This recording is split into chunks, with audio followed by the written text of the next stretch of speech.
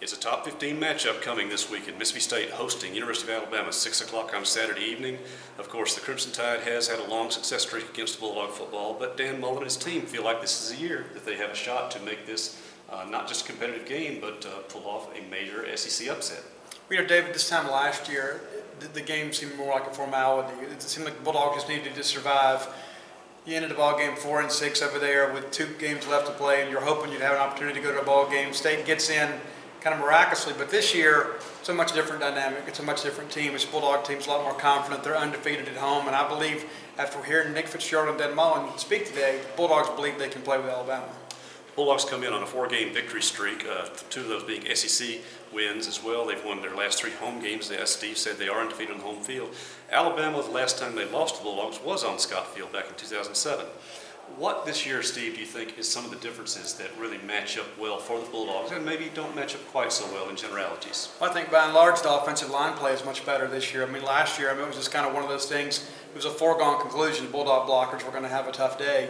There have been times this year where people have kind of forecasted that with LSU and A&M, but yet the offensive line has stood up and played well. I think this is one of the better offensive lines that Dan Mullen's taken into battle against the Alabama Crimson Tide. I think Nick Fitzgerald a year wiser, and also Eris Williams a year more established as a runner. Because let's be honest, in order to win this ball game, Mississippi State has to run football.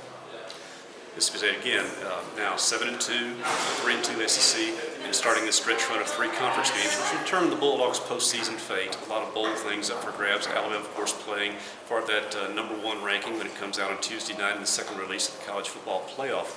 So a lot for both teams playing for, as always. But this is one of those games where Mississippi State really wants to establish its name again, and there's no better way to do that than to knock off the top dog in the Southeastern Conference, certainly a team here in SEC West and the only team in this division that Coach Dan Mullen in his now 9 seasons has not been able to defeat.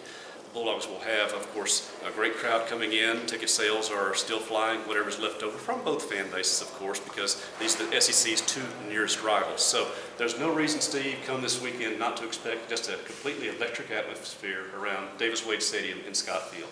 David, this is one of those Saturdays that makes college football as magical as it is. Regardless of the outcome, this is an environment Bulldog fans won't want to miss. As Dan Mullen said today in his press conference, this is what you come to Mississippi State and the SEC to do, to play games like this in the Southeastern Conference.